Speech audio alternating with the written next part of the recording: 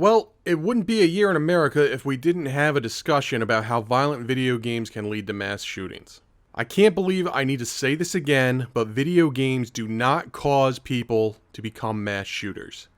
We need to talk about this.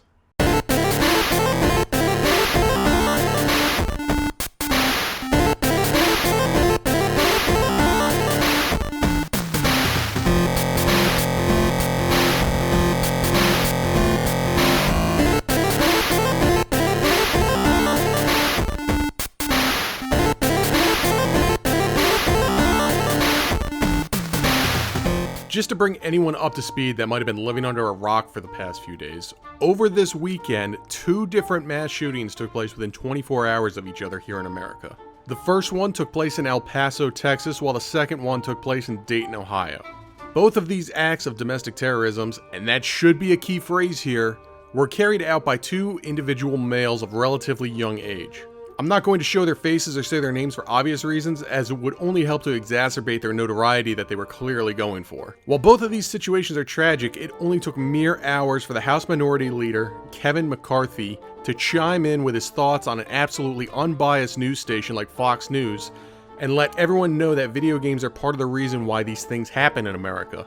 Now, this statement is something that has bothered me for years, and I want to make sure I get this point across early and often. Video games do not lead to mass shootings. Ease of access to weapons combined with poor mental health care in this country lead to mass shootings. Is it possible that people responsible for mass shootings played video games in some capacity at some point during their life? Absolutely. But correlation is not explicitly causality. If we are going to make broad generalizations between what these 2 individuals have in common, let's see what else we can find.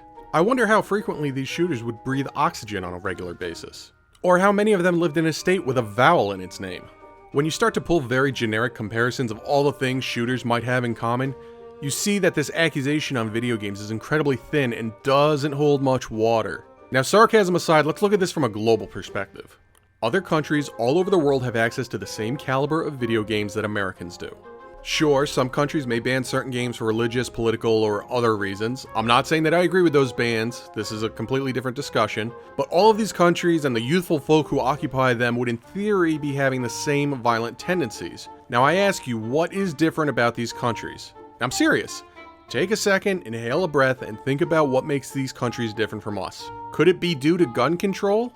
I would imagine that's probably a large part of it.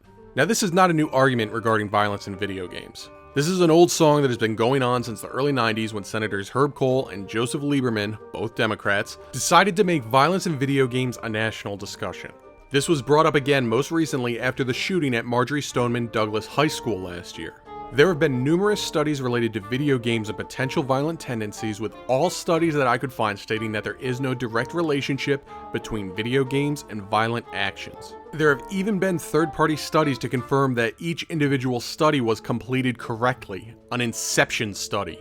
Let me put it to you in another way. Video games have only been in the mainstream since around the time of Atari and Nintendo came into being in the early and mid-1980s, roughly 35 years. I'll even round it up to a solid 40 years just to give you the benefit of the doubt. People have been killing each other in mass amounts for literally thousands of years prior to this. Someone wanting to murder someone else has been happening ever since there were 2 people on this planet.